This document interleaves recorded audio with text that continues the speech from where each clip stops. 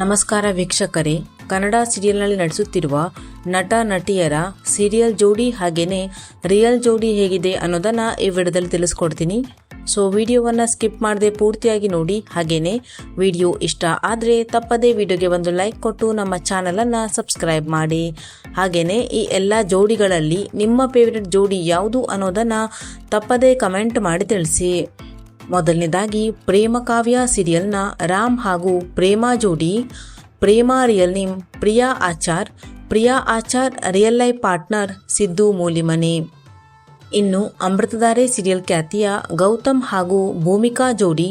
Bhoomika real name Chhaya Singh, Chhaya Singh real life partner Krishna.